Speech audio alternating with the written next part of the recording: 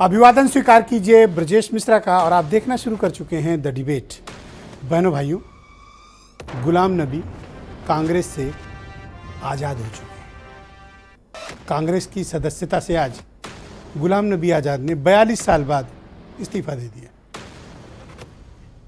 महायुद्ध शुरू होने के ठीक पहले एक से एक दिग्गज सेनापतियों का कांग्रेस छोड़ना या इस युद्ध भूमि से खुद को अलग करना, ये बताता है कि कांग्रेस इस देश में बहुत गहरी मुसीबत में फंसी हुई है।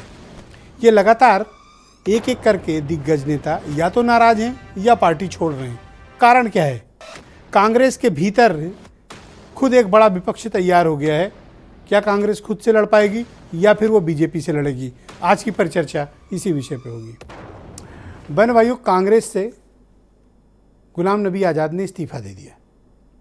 दिग्गज नेता, ताकतवर नेता। जम्मू कश्मीर में एक समय कांग्रेस ने 2005 से 2008 तक इनको मुख्यमंत्री बनाकर रखा था। और कांग्रेस की कोटरी के हिस्सा, गांधी परिवार के सबसे खास, 2 बार के लोकसभा, 5 बार के राज्यसभा, केंद्रीय मंत्री, चीफ मिनिस्टर। और जब सरकार चली गई तो 2014 से 2021 तक गुलाम नबी आज़ाद नेता प्रतिपक्ष, ओहदेदार, आज कांग्रेस से इस्तीफा दे दिया। इस्तीफा भी कब दिया? जब कांग्रेस का पूरा हाईकमांड, सोनिया गांधी बीमार हैं और वो विदेश गई हैं इलाज कराने, साथ गए हैं राहुल और सोनिया, और ऐन वक्त गुलाम नबी आज़ाद ने इस्तीफा दे दिया। बात सिर्फ इस्तीफे तक सीमित नहीं थी। आरोप गंभीर हैं कि कांग्रेस को राहुल गांधी के पीए और सिक्योरिटी गार्ड चला रहे हैं। कांग्रेस में अब सीरियस कंसल्टेशन नहीं होता, आपसी विचार विमर्श नहीं होते हैं, मुद्दों पर खुलकर बात नहीं होती है, और राहुल गांधी बचकाना हरकतें करते हैं। आरोप कौन लगा रहा है? गुलाम नबी आज़ाद। 42 साल कांग्रेस में अध्यक्ष छोड़ हर बड़ा मुकाम उनको हासिल हुआ था, और आज वो कांग्रेस से विदा हो गए। कांग्रेस के एक से एक सरदार छोड़कर क्यों जा रहे हैं? इसके कारणों को तलाशना होगा। दरअसल भारतीय लोकतंत्र में की राजनीति आप देखिए, शुरू से सब सत्ता के इर्द गिर्द रहना चाहते हैं। विपक्ष की राजनीति करने का पेशेंस नेताओं में कम होता जा रहा है, धैर्य कम होता जा रहा है। अभिलाषाएं अनंत हैं, लिप्साएं बहुत हैं, और हर वक्त ताकत में रहने का जुनून नेताओं को विपक्ष में रहने नहीं देता और किसी कीमत पर सत्ता पक्ष की तरफ आकर्षित करता है। यही कारण है कि जो ये बदला हुआ लोकतंत्र है, 90s के बाद का दौर, इसमें आप देखें तो भगदड़ बहुत है। 80s के पहले मूल्यों पर राजनीति होती थी। 90s के बाद एरा बदला, मंडल कमंडल की एंट्री, देश की राजनीति में उथल पुथल, ओबीसी, बैकवर्ड, शेड्यूल्ड कास्ट राजनीति का बढ़ावा, देश का परिदृश्य बदला, आर्थिक उदारीकरण का दौर आया, वैश्वीकरण हुआ। तो जब इतना सब कुछ हुआ तो राजनीति भी बदली, और बदली ऐसी कि आज यहाँ भाई साहब, कल वहाँ नजर आते हैं। ये सबके साथ है। भारतीय जनता पार्टी ने भी ये त्रासदी झेली है। अगर सत्ता नहीं है तो बड़े से बड़ा नेता आपको छोड़कर जाने में 1 मिनट नहीं लगाएगा, और अगर सत्ता है तो आपके दरवाजे कटोरा लेकर भी खड़े होने को नेता तैयार हैं। कांग्रेस के बारे में एक बार एक बड़े सीनियर नेता ने कहा था कि अगर सत्ता ना हो तो ये कांग्रेस को ही कुचल कर निकल जाए। शायद कांग्रेस के साथ वही हो रहा है। और ऊपर से नेतृत्व का असमंजस। गांधी परिवार गहरे असमंजस में है। क्यों असमंजस में है? नेतृत्व कौन करेगा, गांधी परिवार या गैर गांधी परिवार का सदस्य? कांग्रेस अपने ही अंतर्विरोधों से घिरी हुई है। कांग्रेस का कोई मुकाबला बीजेपी से नहीं है। अभी कांग्रेस खुद से लड़ रही है। कांग्रेस के भीतर एक शाश्वत विपक्ष है, उनके अंदर ही एक विपक्ष हमेशा रहता है, और कांग्रेस उसी से लड़ती है। जनता के मुद्दे बाद में आते हैं। बड़ी पुरानी पार्टी है और एक से एक बढ़कर पुराने खाटी नेता हैं। 40 साल, 45 साल, 50 साल, 35 साल, 30 साल, और वहां थोड़ा बोलने की है आज़ादी। दूसरी पार्टियों का टाइप माहौल नहीं है। लिहाजा एक एक करके नेता कांग्रेस से विदा हो रहे हैं। क्यों विदा हो रहे हैं? कांग्रेस कमजोर है, वो नेताओं को कुछ देने की स्थिति में अब कम होती जा रही, दे रही है पर थोड़ा बचा है। अब कितनों को बांटे? अब जैसे यूपी ले लीजिए, अब यूपी में क्या है इनके पास? 2 एमएलए, 1 लोकसभा की सीट सोनिया गांधी की। यहां दें भी तो किसको क्या देंगे? तो जब सत्ता होती नहीं है तो नेता भागता है। विचारधारा की राजनीति 80 का दशक, विचारधारा का पतन 90 का दशक, और उसके बाद का दशक मौके का। जिसके हाथ सत्ता उसके साथ रहना, और जिसके हाथ से गई सत्ता उसके साथ कभी नहीं रहना, अधिकांश नेताओं का चलन। तो कांग्रेस के लिए कितना बड़ा झटका है? जाए कोई भी, झटका जरूर लगता है, स्वीकारे भले कोई ना, नुकसान होता है। किस बात का नुकसान? परसेप्शन का। और गुलाम नबी जैसे अनुभवी नेता अगर वो पार्टी छोड़कर जा रहे हैं तो कांग्रेस को इसे बहुत गंभीरता से लेना चाहिए, टेक इट सीरियसली। ज़रूर कुछ बड़ी प्रॉब्लम है जिसको कांग्रेस आत्ममंथन नहीं करना चाहती है,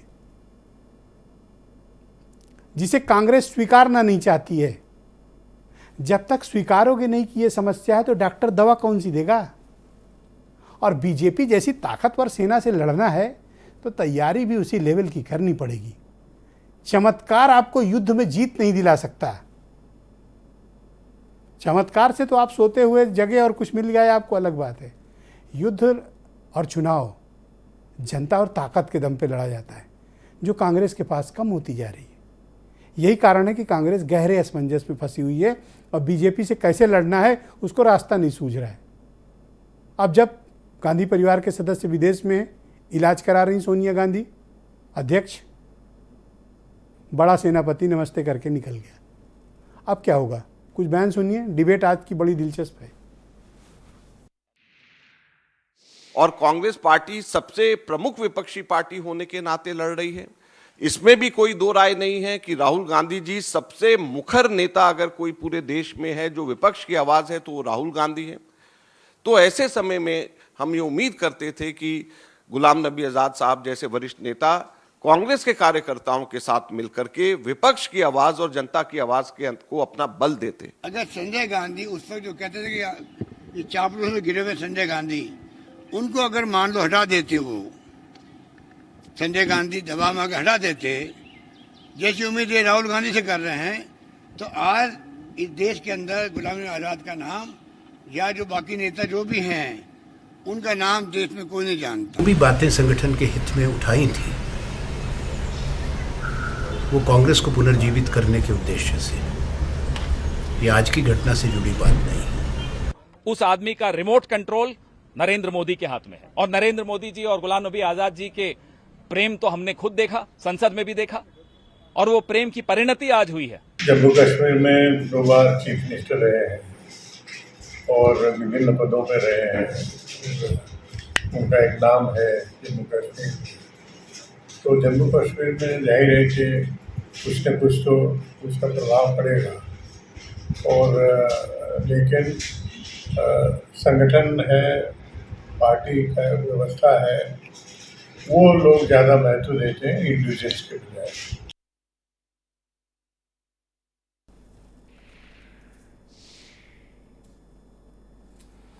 तो आज की परिचर्चा को आगे बढ़ाते हैं। मेरे साथ संजीव मिश्रा हैं भारतीय जनता पार्टी से, आईपी सिंह समाजवादी पार्टी के सीनियर लीडर मेरे साथ मौजूद हैं, उमाशंकर पांडे उत्तर प्रदेश में कांग्रेस कमेटी के प्रवक्ता, सुशील दुबे जाने माने पत्रकार, अनिल दुबे राष्ट्रीय लोकदल के राष्ट्रीय सचिव हैं और प्रवक्ता भी हैं, रेणु मित्तल जानी मानी पत्रकार दिल्ली से मुझे ज्वाइन कर रही हैं, और वीरेंद्र सिंह जी हमारे स्टेट हेड। शुक्रिया और धन्यवाद।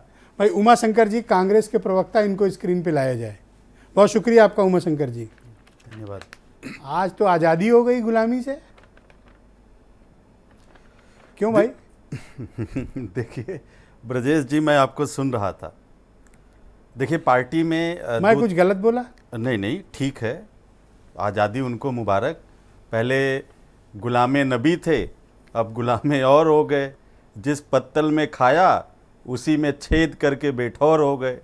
तो ये उनकी अपनी सोच है, लेकिन दिग्गज नेता का कुछ इतिहास भी है, वो मैं आपको बता दूं। 1973 में ब्रजेश जी जब इन्होंने यूथ कांग्रेस ज्वाइन किया, उसके बाद ये 1975 में ही अध्यक्ष भी बन गए थे J&K प्रदेश अध्यक्ष की। 1980 में यूथ कांग्रेस के ऑल इंडिया प्रेसिडेंट बन गए। कितनी बार सांसद रहे, लोकसभा के 2 बार सांसद रहे, राज्यसभा के सांसद रहे, यूनियन मिनिस्टर रहे, चीफ मिनिस्टर रहे, और पार्टी के जितने महत्वपूर्ण पद होते हैं लगभग सब पर रहे।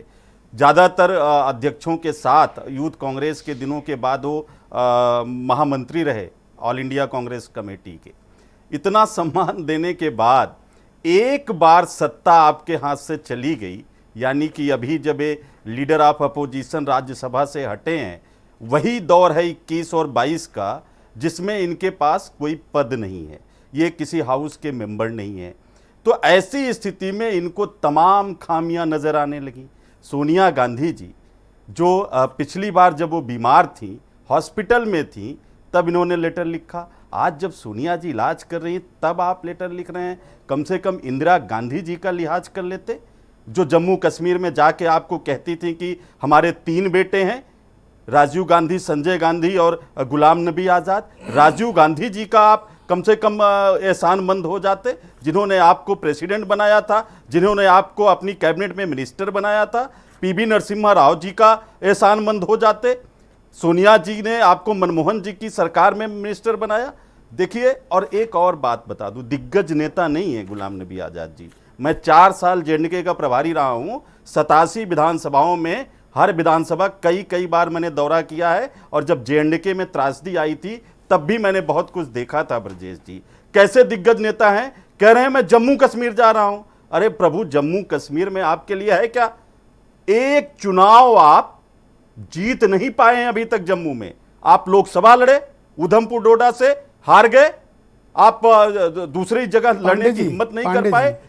एक बार सुन लीजिए पांडे जी, सुन तो लीजिए, लास्ट बात कह, आप बड़ी अनैतिक बात कर रहे हैं। अभी तक, आज सुबह तक तो वो बड़े सम्मानित नेता थे, कंधे पे बिठा के कांग्रेस घूम रही थी। आज आप जब उन्होंने इस्तीफा दे दिया है तो कह रहे हो कि किसी काम के नहीं हैं, 2 कौड़ी के हैं, चुनाव नहीं जीत पाते हैं, जनाधार नहीं। ये आज याद आया? इसका मतलब कि कांग्रेस में जनाधार भी इन लोगों को लिपटा के रखा जाता है।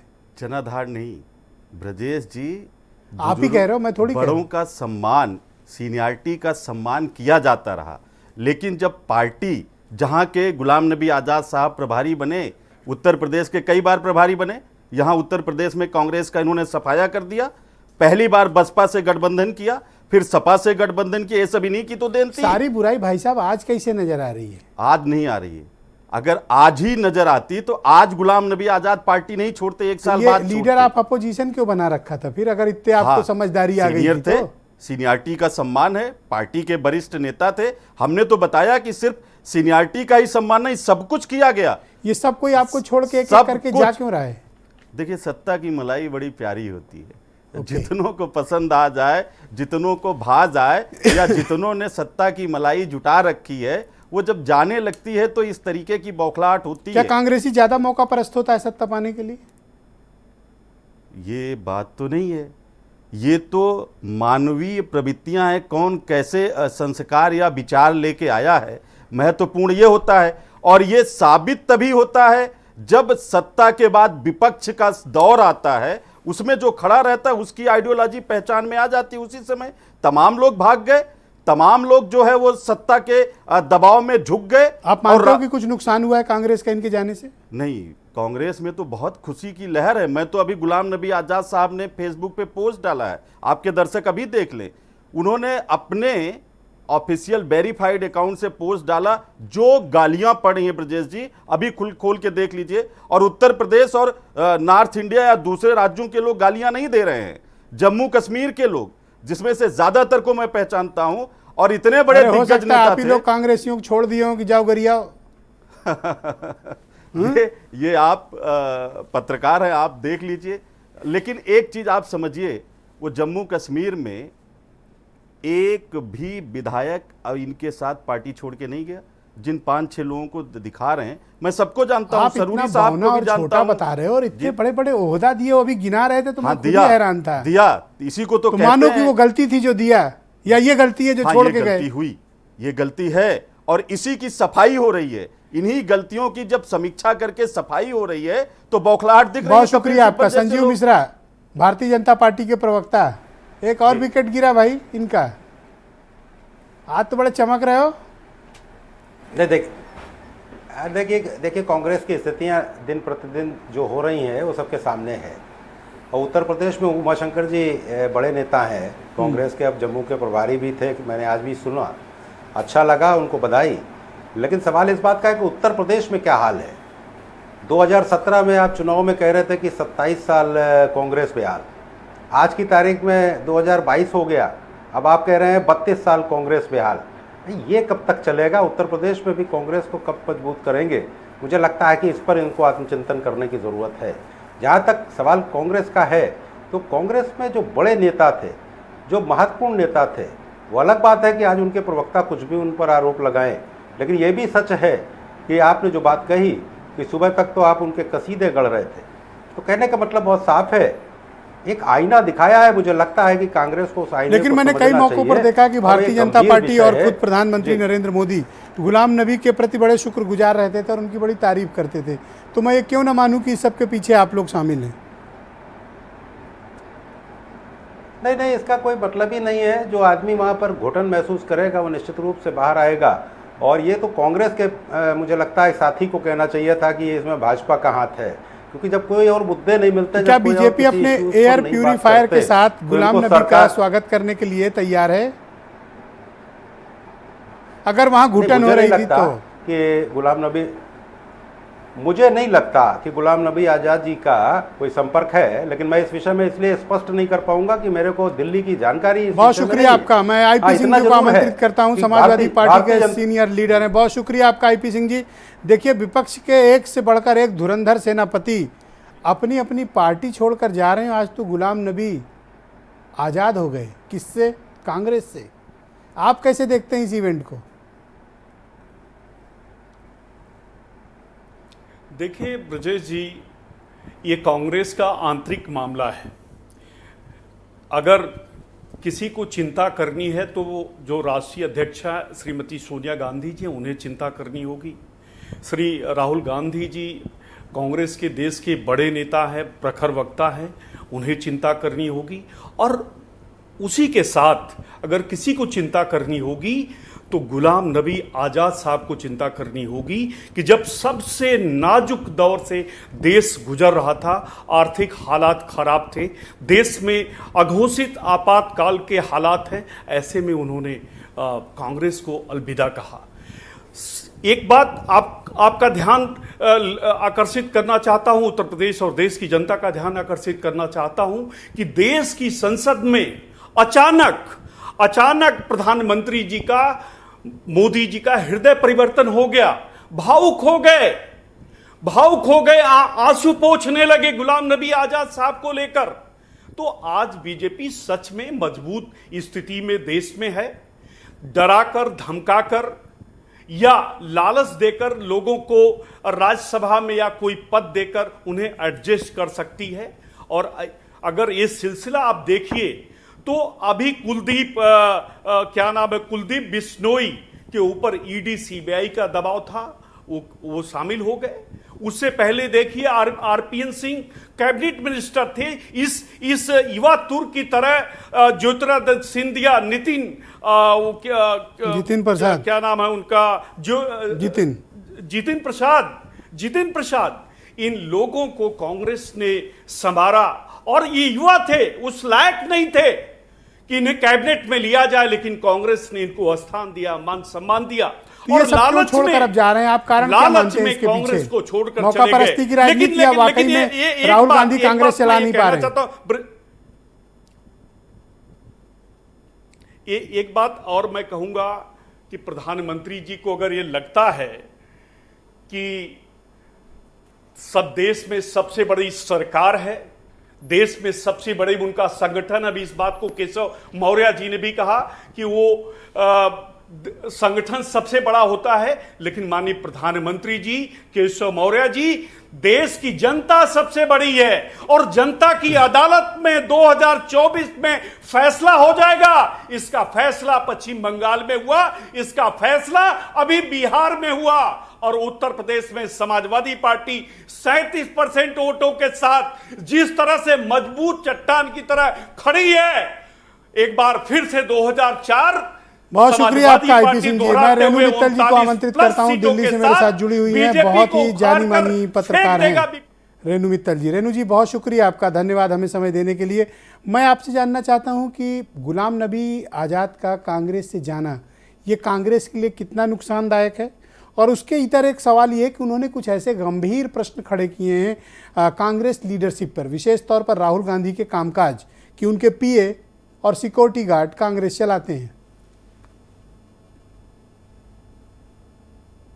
देखिए, जब कांग्रेस का इतिहास लिखा जाएगा तो मेरे ख्याल में आज का दिन जो है वो बहुत काले अक्षरों में लिखा जाएगा। गुलाम नबी आज़ाद बहुत सीनियर लीडर ही नहीं, गुलाम नबी आज़ाद एक पहचान है कांग्रेस की। जो कांग्रेस थी, जिस तरह से कांग्रेस चली, जैसे लोगों को उन्होंने बढ़ाया, जैसे कि जिस टाइप के आदमी गुलाम नबी बहुत ही एक छोटे परिवार से थे जो उठ के आए, कांग्रेस में आए, हर प्रधानमंत्री, हर कांग्रेस प्रेसिडेंट के साथ उन्होंने काम किया।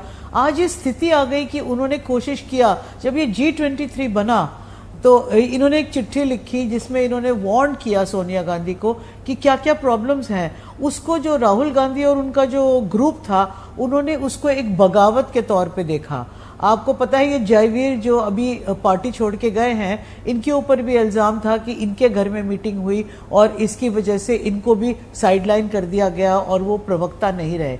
तो राहुल गांधी ने इसको पर्सनली ले लिया, उन्होंने अटैक भी किया इन लोगों पे CWC के अंदर जब ये मीटिंग हुई थी, और उससे जो है माहौल बिगड़ता गया।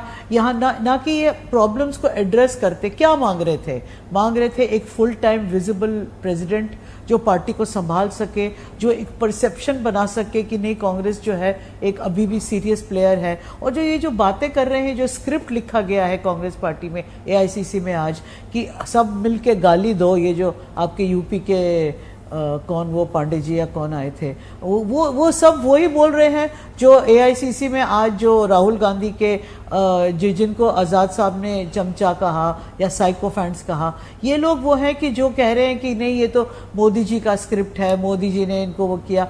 आपको ध्यान होगा कि बीजेपी ने इनको राज्यसभा ऑफर की थी जब कांग्रेस ने डिनाई की थी, जो अभी राज्यसभा आई थी, और इन्होंने मना कर दिया था, नहीं ली थी। चाहते तो ले लेते, जो 4 दिन की बात थी लोग भूल जाते, रहते ना राज्यसभा में जैसे हमेशा रहे हैं। तो ये बात नहीं है। उन्होंने जो इश्यूज जो रेज किए और जो कांग्रेस के लीडर्स ने रेज किए एक के बाद एक, आपको ये पता है कि 2019 से राहुल गांधी कपिल सिब्बल से नहीं मिला।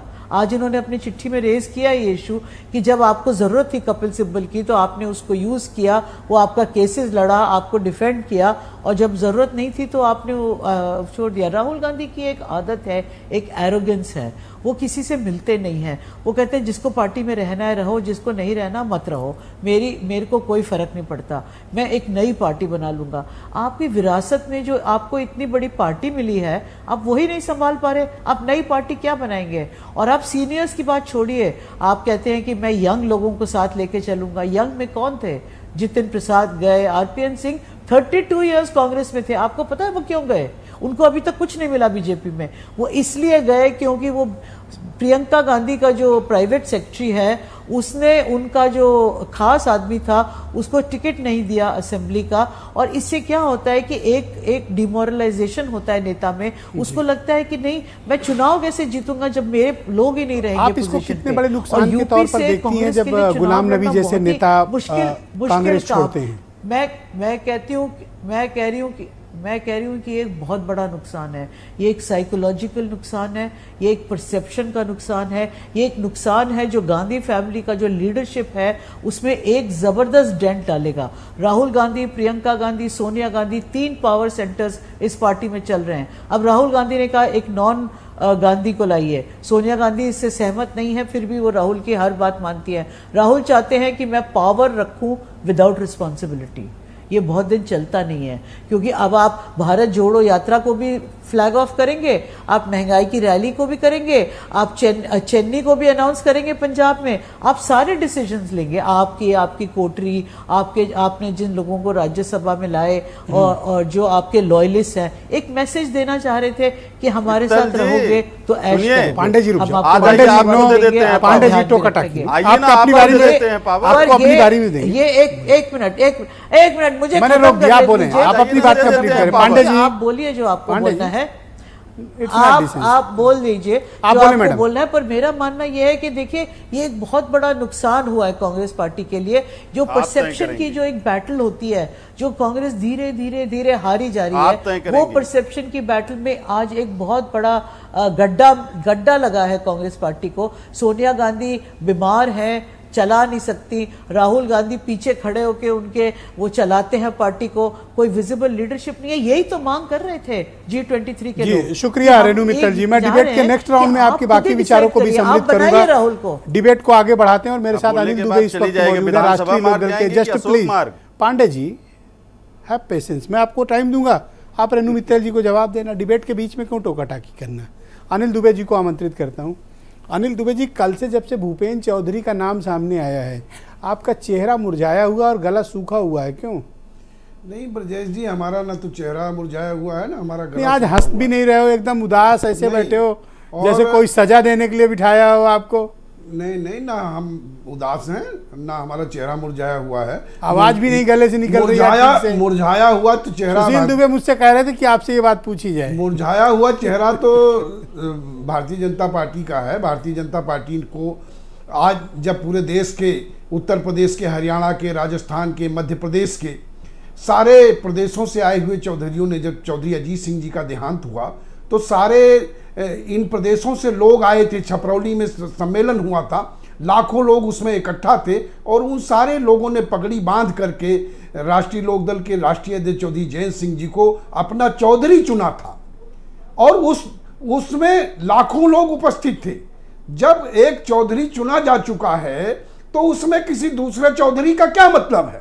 आप किसी को बना लीजिए, आपकी पार्टी है, आप अपनी ये तो पार्टी नई का थ्योरी चौधरी पेश बना कर रहे लीजिए। हो, ये तो नई थ्योरी लेके आ गए। नहीं नहीं, नई स्टोरी क्या है? चौधरी एक है, चौधरी एक ही है और जिसको पूरे देश ने, सारे देश के मतलब पगड़ी चौधरियों ने पहनाने इकट्ठा से होकर कोई के भी माना। मतलब चौधरी हो जाएगा, ऐसे कैसे मतलब? नहीं, चौधरियों ने पूरा सम्मान के साथ पगड़ी बांधी, उनको अपना चौधरी चुना। आज वही कारण है कि भारतीय जनता पार्टी को, बीजेपी ने अपना नया चौधरी चुन लिया, आपको कोई एतराज है? नहीं, वो अपनी पार्टी है, उनकी अपनी पार्टी का है, उनका और ये वाले मसला है, चौधरी आपके वो किसी चौधरी को लेकिन मुकाबला देंगे, लेकिन इसलिए आपका चौधरी चेहरा एक उतरा है। हुआ लग रहा है। जयेश जी, चौधरी एक है और वो चौधरी जयंत सिंह हैं जिनको पूरे देश के लोगों ने चौधरी माना है और उसी के दबाव में आज केवल 8 एमएलए हैं। 8 एमएलए पर ये इतने दबाव में हैं। एक बार 8 एमपी जीत करके राष्ट्रीय लोकदल का जाने दीजिए, सारे काम किसानों के, मजदूरों के, नौजवानों के इनको करने पड़ेंगे। आज इनको वो दबाव है। हम तो मुद्दों की राजनीति करते हैं, व्यक्ति को लाने से मुद्दों पर इनको काम करना पड़ेगा। थोड़ा सा उकसाया तो दुबे जी आज फट पड़े। नहीं नहीं, हाँ, बोलिए, मैं फट बोलिए। नहीं पड़ा, मैं तो सत्य बोल रहा हूँ। फट पड़े आज तो। मैं सत्य बोल रहा हूँ हाँ। कि मुद्दों की बात करनी चाहिए। किसानों की आमदनी 2022 में 2 गुनी हो गई क्या? या किसानों को लागत का 1.5 गुना मूल्य मिल गया? गन्ना किसानों को उनका रेट क्या मिल गया? नहीं मिला ना।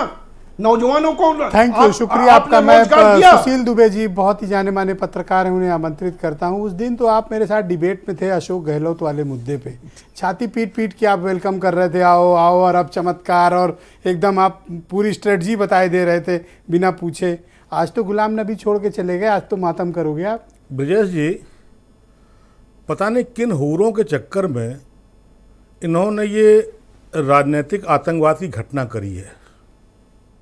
ये राजनीतिक आतंकवाद है, राजनीतिक आतंकवाद की घटना करी है और ये कायराना हरकत है। सोनिया जी के पीठ पीछे वार करना, ये पंचर वाली की श्रेणी में आ गए हैं। इनका कद घट के कितने बड़े राज्यसभा, आजीवन राज्यसभा रहे हो, मुख्यमंत्री रहे हो, मंत्री रहे हो, पता नहीं क्या क्या रहे हो, लेकिन आज ये देश के हमलों की निगाह में पंचर वाली श्रेणी में आ गए हैं। और मुबारक हो बीपी सिंह की विरासत को सहेजने के लिए। बीपी सिंह ने राजीव जी के पीठ में छुरा मारा था, अगले ने अरे सामने जाते अकबर रोड पे, कहते मैडम ये इस्तीफ़ा लीजिए, और मैं चला। और ब्रजेश जी, इस्तीफ़ा होता है एक लाइन का कि मैं व्यक्तिगत कारणों से इस्तीफ़ा देता हूँ, या मैं अपरिहार्य कारणों से इस्तीफ़ा देता हूँ, या एक आध आंसू और गिरा दिए, चलो भाई। 5 पन्ने का गुलाम नबी आज़ाद ने जो गीता ज्ञान दिया है, ये 5 पन्ने गीता ज्ञान, इनका रोना गाना। 42 साल की पीड़ा भी तो हो सकती है, इसको पॉजिटिव नोट पे क्यों नहीं लेते? तभी तो कद पंचर वाला हो गया। ये गीता ज्ञान के बाद ये सुविधा और सुरक्षा की राजनीति कर रहे हैं। हमें आज खबर मिली है कि इनका जो रामविलास जी का तो बंगला खाली हो गया, इनके बंगले का एक्सटेंशन हो गया, जो राज्यसभा वाला बंगला। बुरा बुरा तो कांग्रेसी ने नहीं बोला जितना कि आप पत्रकार होकर बोल रहे हो। मैं राजनीतिक सुस्ता की बात करता हूँ। क्या दिक्कत थी, 2 दिन पहले दे देते? कौन सी आफत आ रही थी? कौन से पाँव में बेड़ी बीजेपी ने, मोदी जी ने डाल दी थी? सिर्फ बंगले के लिए गुलाम नबी तो ऐसा नहीं करेंगे, इतने छोटे का देखिए जी, 2 चीज़ें होती हैं। आदमी एक तो ईडी से बहुत डर रहा, दूसरा जब गिरफ्तार होता है तो जेल में खाना दवा सब मिल जाती है, कमोड की बड़ी दिक्कत होती है। ये सब सुविधा भोगी लोग, करोड़ों कमोड में बैठने वाले, इनको कमोड से बड़ा डर लगता है, और हर नेता को लगता है जो बड़ा सुविधा भोगी होता है। और दूसरी बात ब्रजेश जी, हिंदू धर्म में 4 वर्ण हैं, बालकाल है, फिर वानप्रस्थ है, फिर गृहस्थी है, आखिरी में संन्यास आश्रम है। जिस आश्रम में ब्रजेश जी जा चुके हैं, संन्यास आश्रम में गुलाम नबी आज़ाद साहब, अभी 1 मिनट राहुल की बोलूँगा, आज़ाद साहब जा चुके हैं, उस आश्रम में इनको आज़ाद पर्सनल लॉ मुसलमान बोर्ड बना के बिल्किस बानो के आंसू पोंछने चाहिए थे। उस समय ये सुविधा की राजनीति देख रहे हैं, इस्तीफा खेल रहे हैं। शर्म आनी चाहिए इनको, इनकी राजनीतिक सोच को शर्म आनी चाहिए, और कांग्रेस शर्म में डूब मरे। एक कहावत है ब्रजेश जी, आपके माध्यम से बोलना चाहता हूँ, एक कहावत है कि शेर के बच्चे को शिकार नहीं सिखाया जाता, वो शिकार पेट से ही आता है उसको, जैसे अभिमन्यु को तलवारबाजी आ गई थी। 3 प्रधानमंत्री का डीएनए लिए हुए राहुल गांधी सिविल सोसाइटी में जाते तो पैंट शर्ट में जाते हैं? अरे नेता बन के जाओ। 3 पीएम के डीएनए वाले एक आदमी को ये नहीं जान पाए, नीतीश जी ने एक आधे घंटे में खेल पलट दिया। उनका सूचना तंत्र, उनका मुखबिर तंत्र, उनका विल पावर, उनका पॉलिटिकल विल पावर इतना मजबूत था कि दिल्ली को उन्होंने 1 घंटे में अंगूठा दिखा दिया, आज सरकार में फिर से मुख्यमंत्री बने बैठे हैं।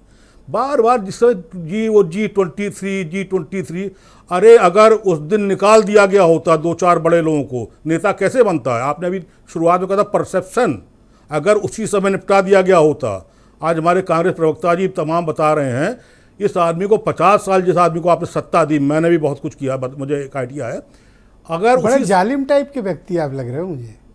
राजनीति में जो नैतिकता सुस्ता के खिलाफ बोलेगा, उसके लिए मैं बिल्कुल ब्रजेश मिश्रा जी के चैनल पे, अगर भारत का बड़ा चैनल है ये, अगर राजनीतिक आतंकवाद, और क्या राजनीतिक आतंकवाद होता है, 50 साल सुविधा भोगी आपने, उसके बाद आप सोनिया जी के मुंह पे सामने आंख मिला के, अरे दम हो तो सीने में आंख मिला के। और राहुल जी की ये बेशक नाकामी है कि उनके भारत यात्रा में श्रीनगर ही छोड़ के भाग गया। अब कहाँ से शुरू करोगे? राहुल गांधी पूरी जिम्मेदार, आप जो राहुल गांधी को सलाह देते हैं अमरिंदर सिंह को हटा के वो जोकर को ले आओ, सिद्धू को, जो राहुल गांधी को सलाह देते हैं कि वो फाड़ दो पीएम के सामने, जो राहुल गांधी को सलाह देते हैं कि कल के शायर को राज्यसभा बना दो, तो ये घटनाएं तो होंगी। जोकर नहीं होता। आप 2.5-3 साल से अध्यक्ष नहीं तय कर पा रहे हो, ब्रजेश मिश्रा जी को बना दो अध्यक्ष। देखो कांग्रेस कैसे। अरे हम तो कहते हैं अब सब लोग मिलकर आज पंचायत कर लेते हैं कि आप ही को बना दें। हम तो, इतना कन्विक्शन है आपके अंदर ना, तो आप ही बन जाओ। नहीं आदरणीय ब्रजेश जी, अच्छी बताइए, आप डिसीजन पावर, अगर डिसीजन मेकर नहीं हो, डिसीजन पावर नहीं है, तो काहे के राहुल जी, काहे के लीडर? उत्तर प्रदेश 80 सीटें हैं, खिलौना हो रहा है, खेल हो रहा है। नेक्स्ट राउंड में आते हैं, आपके बाकी विचार भी लेंगे। बीरेन जी आ गए हैं आपके मित्र। बीरेन जी स्वागत आपका। आज तो आज़ादी मिल गई गुलाम नबी जी को। देश के पास, देश में संकट है अध्यक्ष का, और प्रदेश में भी संकट है, और ऊपर से गुलाम नबी आज़ाद का अलग हो जाना, इस्तीफा आ जाना, ये दोहरा संकट है। विश्वसनीयता का संकट है और बड़े नेताओं के चेहरों का भी। ये बात जरूर है कि जिस दिन गुलाम नबी आज़ाद रिटायर हो रहे थे और लोगों ने देखा और सुना, प्रधानमंत्री ने जब उनकी तारीफ की, नरेंद्र मोदी ने, और वो रोने लगे सदन में, तब ये माना गया कि अब गुलाम आज़ाद होना चाहते हैं कांग्रेस से। लेकिन उसके बाद भी काफ़ी वक्त लगा, और वो अब जाकर कांग्रेस उन्होंने छोड़ी है। वो आज ये बात लोग जान पाए कि गुलाम नबी आज़ाद को राजनीति में लाने वाले संजय गांधी थे, और उन्होंने 40 साल से ज़्यादा कांग्रेस की राजनीति में वो सक्रिय रहे। 4 प्रधानमंत्रियों ने उनको, कांग्रेसियों ने अपने मंत्रिमंडल में रखा, और पार्टी में भी बहुत बड़े बड़े पदों पर वो रहे। अब उनका जाना, G23 जो बना हुआ है, वो तो कांग्रेस में विरोध का एक खेमा है, वो मजबूत हो गया। लेकिन आज कुछ लोग ये भी सवाल कर रहे थे कि G23 ये खाली कांग्रेस के खिलाफ बोलता है, सरकार के खिलाफ ये कभी नहीं बोलता, ये बीजेपी के खिलाफ भी नहीं बोलता। और दूसरी बात ये कि गुलाम नबी आज़ाद का कांग्रेस छोड़ना, बीजेपी के को इसका दोष देने की क्या ज़रूरत है।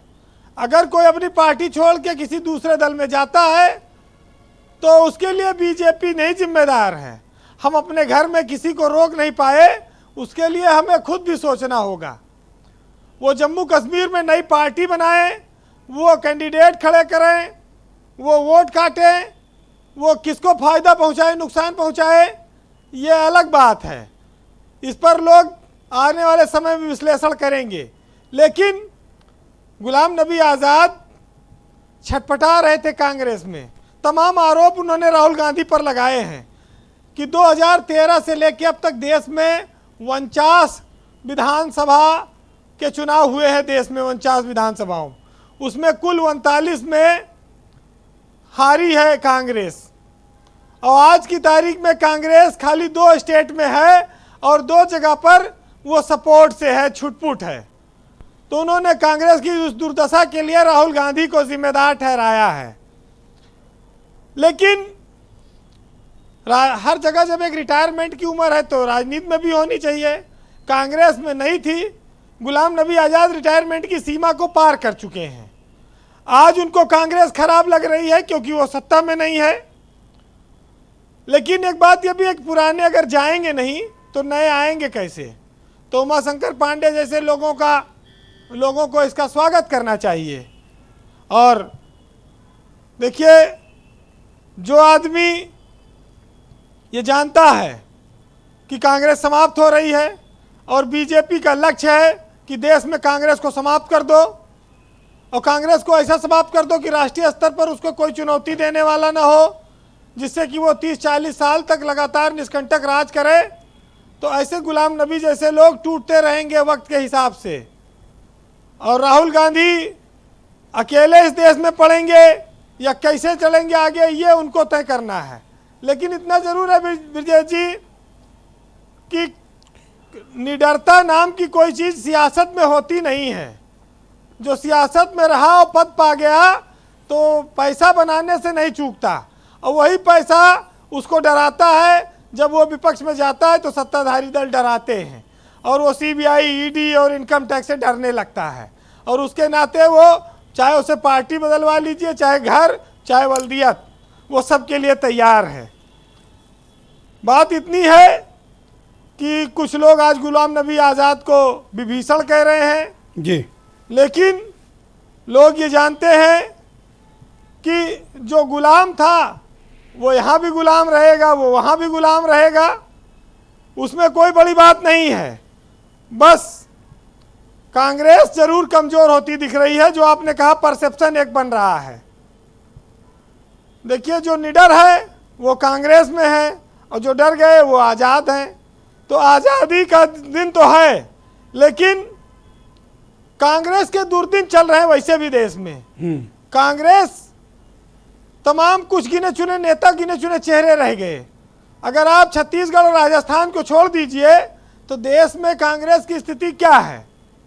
संगठन के स्तर पर वो बीजेपी से बहुत पीछे हैं। अगर उनके नेता टूट टूट कर जा रहे तो वो कितना दिन इंतजार करें। 10 साल होने जा रहा है, सरकार नहीं आएगी, आगे 5 साल नहीं आएगी, तो एक पीढ़ी 15 साल में बदल जाती है। उनकी अपनी मजबूरियां भी हैं और उम्र चली जाएगी तो क्या करेंगे। बहरहाल कंक्लूड कर बीरेन जी। एक साहित्यकार ने लिखा है कि न पूछ मेरे सब्र की इंतहा कहाँ तक है, और तू सितम कर ले तेरी हसरत जहाँ तक है। और वफा की उम्मीद जिन्हें होगी उन्हें होगी, हमें तो देखना है कि तू बेवफा कहाँ तक है। और मजा चख लेने दो उसको भी गैर की महफिल का, जो इतना चाहने के बाद भी मेरा न हुआ वो किसी और का क्या होगा।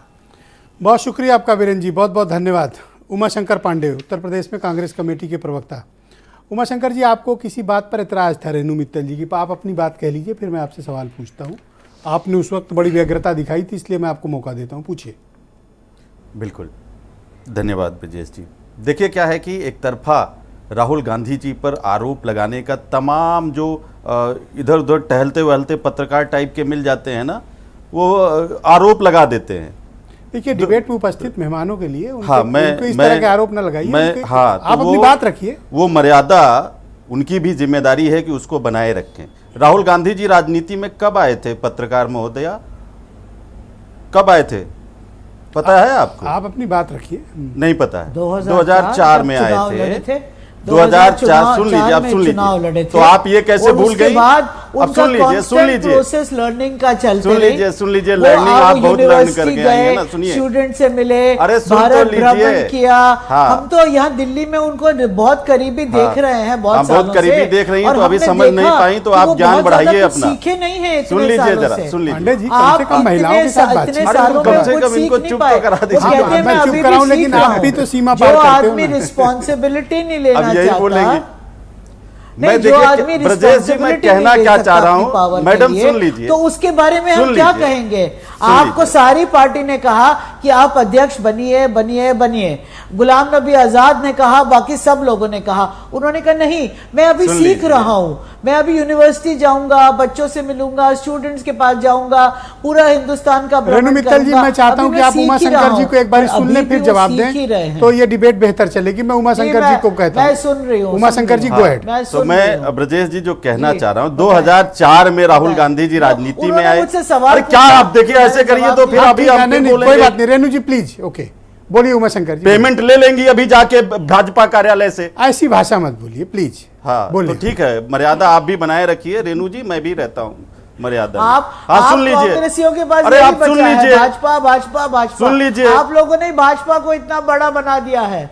हाँ, ज्ञान आप ही के पास है, बाकी सब अज्ञानी है, ज्ञान आप ही लेके बैठी है। बहुत अच्छी बात है, पूरा ज्ञान आप ही के पास। अब सुन लीजिए, आपका दिख रहा है ना 2.4% वोट लाए हैं आप यूपी में, दिख रहा है ना आप कितने पानी में हैं। चुप रहेंगी, अब सुन लीजिए, आप अपने अंदर झांक के देखिए आपने यूपी में क्या किया। अभी मैं कुछ कहेंगे तो महिलाओं के सम्मान में खलल पड़ जाएगा आपका, तो मैं चुप ही रहता हूँ। आप नहीं, महिलाओं छोड़ दीजिए, महिलाओं का इच्छा, आपने जो कहना था तो बहुत बड़ी बात कह दी। आप ही जैसे पत्रकारों के कारण हाथरस में महिलाएं फूंक दी जाती हैं। आप ही जैसे पत्रकारों के कारण महिलाएं हाथरस में फूंक दी जाती हैं, चू नहीं होता है। आप ही जैसे महिलाओं के कारण उन्नाव में किसी लड़की के साथ रेप हो जाता है और फादर को मार दिया जाता है, चू नहीं होता है देश में। आप ही जैसे पत्रकारों के कारण किसी मंत्री का बेटा गाड़ियों से किसी किसान को रौंद कर निकल जाता है, किसी की हिम्मत नहीं होती उनके खिलाफ बोलने की। आप ही जैसे पत्रकारों के कारण किसी बिल्किस बानो का रेप हो जाता है, 11 लोग रेप करते हैं और उसको जेल से छोड़कर उसको गार्लैंडिंग किया जाता है। आप ही जैसे पत्रकारों की देन है ये। आपकी हिम्मत नहीं है सत्ता के खिलाफ एक शब्द बोल दें, क्योंकि पेमेंट आपको वहीं से लेना है। एक लिफाफा रेणु जी शांत हो जाए। आपकी हिम्मत नहीं है पांडे जी, आप बेरोजगारी पर नहीं बोल पाएंगे। अरे सुनिए पांडे जी, गुलाम नबी पे लौटो, क्योंकि आप गुलाम नबी ठीक है ना। हाँ, गुलाम नबी, बड़ी चिंता हमारे। आप चलो बोलो। राहुल गांधी पे पर्सनल आरोप लगे हैं कि पीए और सिक्योरिटी गार्ड चलाते हैं कांग्रेस। सिर्फ पांडे जी बोलेंगे। पांडे जी बोलिए। हमने लगाया है, सिर्फ पांडे जी आजाद ने लगाया है। पांडे जी बोलिए, जवाब दीजिए। पांडे जी बोलिए। आप ये जो इतना बोल पा रही ना आप, ये कांग्रेस की देन है। महिला सशक्तिकरण का कार्यक्रम राजीव गांधी जी ने पांडे जी की आवाज जाएगी। इंदिरा गांधी जी ने शुरू किया था।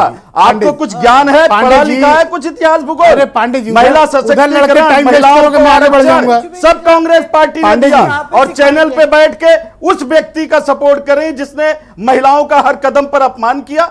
तो आपका ज्ञान मैं समझ रहा हूं मैडम, आप इस ज्ञान को सुनिए, समय न जाया करें। आप केवल ये बताएं कि जो मैं कह रहा हूं लगाया है कि राहुल गांधी के पीए और सिक्योरिटी गार्ड कांग्रेस को चला रहे हैं। सिर्फ उमाशंकर पांडे की आवाज जाएगी। बोलिए पांडे जी। साहब कहते हैं वो तो पूरा देश चला रहे हैं, 2 लोग मिलके। अब उनको मैं क्या कहूं ब्रजेश जी, लेकिन मेरी बात कंप्लीट करें। मेरी बात रह गई। देखिए 2004 में राहुल गांधी जी राजनीति में आए। उसके पहले गुलाम नबी आजाद साहब जैसे लोग ही पार्टी को चला रहे थे। और गांधी फैमिली तो राजीव गांधी जी की हत्या शहादत के बाद तो राजनीति में थी ही नहीं। उसके बाद कांग्रेस चली गई पीवी नरसिम्हा राव जी के पास। और वो ठेकरा भी गुलाम नबी आजाद जी जो उसके पार्ट थे, वो आरोप राहुल गांधी पर लगा दे। हकीकत तो ये है कि जब लत पड़ जाती है ना सत्ता की, और जब लत पड़ जाती है लालच की, तो इस तरीके की हरकतें होती हैं। तमाम लोग पार्टी छोड़ के चले जाते हैं। क्या बीजेपी से लोग पार्टी छोड़ के दूसरे दलों में नहीं गए? क्या बहुजन समाज पार्टी पांडे जी, थोड़ा वक्त की कमी है, आपने पर्याप्त बात रख ली अपनी। संजीव मिश्रा, सत्ता का जो चाशनी है वो बहुत बहुत नशा है, उसमें एडिक्शन है। संजीव मिश्रा, आजाद भाई साहब वही गुलाम बात नबी कर रहे थे आजाद कि अब पर क्या आपका भारतीय जनता पार्टी डोरे डाल रही है, ऐसे आरोप लग रहे हैं। सिर्फ संजीव मिश्रा की आवाज जाएगी, बोलिए। ओनली संजीव मिश्रा, बाकी सबकी आवाज रोकिए। संजीव मिश्रा बोलिए, आप एक एक करके बोले, आप लोग अपनी अपनी बात रखिए। संजीव मिश्रा, प्रश्न एक बार और कर दीजिए। भारतीय जनता पार्टी क्यों डोरे डाल रही गुलाम नबी आजाद पे? नहीं, देखिए, दो चीजें साफ हो गई आपकी इतनी डिबेट में। एक तो गुलाम नबी आजाद जी का कांग्रेस से जाना, और दूसरी बात उत्तर प्रदेश में भारतीय जनता पार्टी के प्रदेश अध्यक्ष पद पर आदरणीय चौधरी साहब का नियुक्त होना। जहां चौधरी साहब नियुक्त हुए हैं, मुझे लगता है कि उसके बाद किस तरीके की हालत लोकदल की हो गई, और गुलाम नबी जी के जाने के बाद जो चीजें आ रही हैं कि पंचर जोड़ने वाला, आज मुझे बड़ा अप्रत्याशित लगा कि आप 50 साल से पंचर जोड़ने वालों के साथ में कांग्रेस चला रहे थे। अरे जब चाय बेचने और आज आप उनको पंचर जोड़ने वाला तो कह रहे हैं, तो मुझे लगता है बड़ा अप्रत्याशित कि पंचर जोड़ने वालों के। ओके, शुक्रिया संजीव मिश्रा जी। थोड़ा सा इस राउंड में वक्त की कमी, ये लोग लड़के समय बर्बाद कर लिए हैं, तो थोड़ा सा आप लोगों को आज एडजस्ट करना पड़ेगा। आईपी सिंह जी, क्या मुझे दो चार चीजें और कह लेने दीजिए तो बेहतर रहेगा। अभी वक्त कम है, आज का मैं फिर किसी दिन रख लीजिएगा। की बात की आप फिर किसी दिन रख लीजिएगा, आज थोड़ा वक्त की कमी है, ये लोग लड़के टाइम बर्बाद कर लिए। ओके, आईपी सिंह जी, क्या विपक्ष में सभी प्रमुख पार्टियों को आत्ममंथन और आत्मचिंतन की आवश्यकता है? देखिए, समूचे विपक्ष के खिलाफ साजिश हो रही है। उन्हें एक तरह से डरवाया जा रहा है, धमकाया जा रहा है, षड्यंत्र किया जा रहा है उनके खिलाफ। आप देखिए, रातों रात बिहार में क्या होने लगा। वहां जैसे ही श्री नीतीश कुमार जी आरजेडी के साथ सरकार बनाए, वहां सीबीआई, ईडी, इनकम टैक्स सब वहां पहुंच गए। दिल्ली के अंदर देखिए, 2/3 बहुमत से आम आदमी पार्टी की सरकार है, और वहां के उप मुख्यमंत्री श्री मनीष सिसोदिया के खिलाफ वहां साजिश रची गई। उद्धव ठाकरे जी देश के सबसे अच्छे मुख्यमंत्रियों में शुमार हुए इस दौरान, उनके खिलाफ साजिश करके शिवसेना को खत्म करने की साजिश की गई। तो कांग्रेस के खिलाफ भी ये बड़ा षड्यंत्र है। लेकिन बीजेपी ये बात भूल जाती है कि आप लाख षड्यंत्र करिए, जनता चुपचाप देख रही होती है। 10 साल यूपीए के थे, 10 साल आपके पूरे होने वाले हैं, और अगला 10 साल फिर से समूचा विपक्ष सत्ता में आएगा। और जिस तरह का उत्पात आप कर रहे हैं, जिस तरह का अघोषित आपातकाल आपने लगाया है, आपके खिलाफ भी इससे बड़ी कार्रवाइयां होगी। प्रधानमंत्री जी, अपने गिरवा में एक बार झांक के देखिए। Thank you IP Singh ji, आप विपक्ष शुक्रिया। को कमजोर कर अनिल रहे दुबे, हैं। ये साजिश है। अनिल दुबे, और इस साजिश क्या विपक्ष को ये सोचने की जरूरत है कि वर्तमान हालात से कैसे निपटे? नहीं, विपक्ष को सोचने की जरूरत तो है ही है कि अभी आईपी सिंह जी ने पूरा बताया कि जो है किस तरीके से जो है विपक्ष के पीछे सरकार पड़ी हुई है। आज ये सारी स्थितियां हैं। महाराष्ट्र की स्थिति देख लीजिए, बिहार की स्थिति देख लीजिए। बिहार बच गया, लेकिन दूसरे प्रदेश नहीं बच पाए। तो सारे विपक्ष को आत्मचिंतन करने की जरूरत है। सब लोगों को मजबूत होने की जरूरत है, सब लोगों को इकट्ठा होने की जरूरत है, और मिलकर संघर्ष करने की जरूरत है। और अब वो समय आ गया है। ओके, सुशील दुबे जी, क्या रेणु मित्तल जी की बात से सहमत हो जा सकता है? मैं इतना कहूँगा, कांग्रेस, ब्रजेश जी, कांग्रेस देश की ज़रूरत है। अगर राहुल गांधी ऐसे ही करते रहे और डिसीजन मेकर नहीं बने, पावर हाथ में नहीं ली, तो ये देश और कांग्रेस के लिए चिंता का विषय है। इस टाइप के कितने लोग अभी ऐसे चलते जाएंगे, और परसेप्शन ये है कि हर जाने वाला इनके ऊपर कुछ ना कुछ ठीकरा फोड़ता जाएगा। बेवजह या वजह से ये इनको सोचना पड़ेगा राहुल गांधी को। और रेणु मित्तल जी, आप कुछ कह रही थी, बोलिए। नहीं मैं कुछ नहीं कह रही थी कि जिस तो तरह से बोल रही पांडे थी। जी बिहेव कर रहे उमाशंकर जी थे, मुझे बोल बहुत रहे दुख थे, हुआ भाजपा कि का इस गुणगान। टाइप की भाषा आपको आप भाजपा प्रोग्राम का में गुणगान अलाउ करते करना लायक हैं। तय हो मैं गई। आई एम भाजपा का सॉरी, प्रवक्ता ही बन जाइए आप। अरे एक एक करके सॉरी, मैं वन बाय भाजपा वन के बारे में प्लीज। कुछ भी नहीं बोली। हमें मैंने बोला संजीव नहीं बोल रहे हैं, पांडे जी बेचारे बौखला चुके आप भी हैं। भाजपा का प्रवक्ता पांडे बन जी सकते हैं। 2.4% के बाद इतने परेशान हो गए हैं, उनको समझ में नहीं आ रहा वो क्या बोल रहे हैं। विरोध करता हूं और अपना नहीं आप ये सब बकवास की बातें मत करिए हम हमारे बकवास साथ। कर रहे हैं, सही आप बोल रहे अपनी हैं। पार्टी को संभालिए और उसको लिखवा ठीक लीजिए करिए। वरिष्ठ भाजपा मैं तो ये प्रवक्ता, कह हमें कोई रही हूँ दिक्कत कि नहीं, राहुल बोलिए। गांधी देखिए यही भारत छोड़ दीजिए पांडे जी, आप में कोई इंटरेस्टेड नहीं है। जिनको कुछ मैं भी ये तो कह चार रही लोग हूँ, जिनके सपोर्टर मैडम आप बोलिए, हम लोग आपको सुन रहे हैं। मैडम आप बोलिए, गो अहेड प्लीज। जिनकी क्षमता 4 लोगों की नहीं है वो चैनल पर बैठ कर मैडम गो अहेड, बोलिए आप, हम लोग सुन रहे हैं आपको। शर्म नहीं आती है ऐसी पत्रकारिता? अरे आप बोलने तो दीजिए, आप कौन किसी पे लानत भेज रहे हैं? समय बोलिए। उंगली उठी है। अब समय आ गया है, समय आ गया है कि गांधी फैमिली को समझना चाहिए कि क्या उनके हित में है। अगर पार्टी को आगे ले जाना है, पार्टी को ठीक करना है। आप देखिए 2 स्टेट में पावर, आप इस पर सवाल क्या नहीं राहुल करेंगी गांधी कि क्या उत्तर होता है? प्रदेश जाके में बचाइए ना उसको। आज आप उसकी लूट मदद मचाए करिए, हुए अफसर। पार्टी को पावर में लाइए। अरे आप एक यहाँ जगह पार्टी इसे क्यों बढ़िया चिल्ला रहे लगा हैं? दीजिए। राहुल जय गांधी मोदी बोलेगा। राहुल गांधी किसी से लड़ते नहीं है। वो कह रहे हैं जो जा रहा है जाने दो, जो रुक रहा है वो भी ठीक है, जो नहीं रुक रहा वो भी ठीक है। पत्रकारिता बहुत धर्म होता है। ये राहुल गांधी के चमचे आजाद साहब बोल रहे हैं। लोकतंत्र का संरक्षक है, रक्षक है। आप पत्रकारों के नाम पर ऐसी हरकत मत करिए। पत्रकार बहुत सम्मानित होता है। इस देश की लड़ाई पत्रकारों ने लड़ी है। उन्होंने अपनी कैसे कोई बोल सकता है जब इस टाइप के लोग आते हैं कुछ तो प्रोग्राम में? सीखिए। अरे एक एक करके बोलिए ना, एक बार पढ़ वन बाय लीजिए। वन। आप रेणु मित्तल जी को बोलने दीजिए। बोलिए रेणु जी, गो अहेड। बोलिए भाजपा देखिए सोनिया गांधी को इस समय रियलाइज सोनिया करना गांधी पे पड़ेगा चली कि गई 2 है। स्टेट बची अरे हैं, वार्ड के राजस्थान लोग जानते और नहीं, सोनिया गांधी पर छत्तीसगढ़ में तो राहुल हालत ठीक गांधी नहीं पर है, नहीं प्रश्न राजस्थान आप में। बोलने क्यों नहीं दे अगर रहे हैं पांडे आपको जी? पार्टी को बचाना है, बोलेंगी सोनिया आपको गांधी और क्यों राहुल नहीं बोल गांधी सकती? पर? सी जर्नलिस्ट, 4 लोग जानते नहीं, हम तो आज सी पहली बार जर्नलिस्ट। देख रहे हैं। अरे बहुत नाम है इनका, आपने बताओ चलिए, इनको। बहुत नाम है। कौन सा नहीं, हाथरस रोनी जी पे को बोलने बहुत दीजिए। बड़ा लेख, कोई बहुत alliance सीनियर करने जर्नलिस्ट को तैयार कौन नहीं सा है इस समय। लखीमपुर पर लेख बहुत लिख दिया शुक्रिया। कि सरकार झुक गई? ऐसे मत लड़ो भाई, डिबेट ऐसी थोड़ी होती है। ये कोई अरे अखाड़ा थोड़ी है। अब आप पांडे जी को ही सुन लीजिए, उन सारी जानकारी उन्हीं के पास है। अब उसके बारे में अच्छा, क्या धन्यवाद, कहना? बहुत शुक्रिया। बेचारे ना, ना, ना। चलिए डिबेट खत्म करते हैं, समय भी हो गया। बहुत बहुत धन्यवाद आप सभी का, बहुत बहुत शुक्रिया, बहुत बहुत शुक्रिया आप सबका धन्यवाद। डिबेट रोक देते हैं, अनावश्यक आप लोग झगड़ के समय बर्बाद करें। और बहनों भाइयों, आप सबका भी बहुत शुक्रिया इस कार्यक्रम को देखने के लिए। नमस्कार।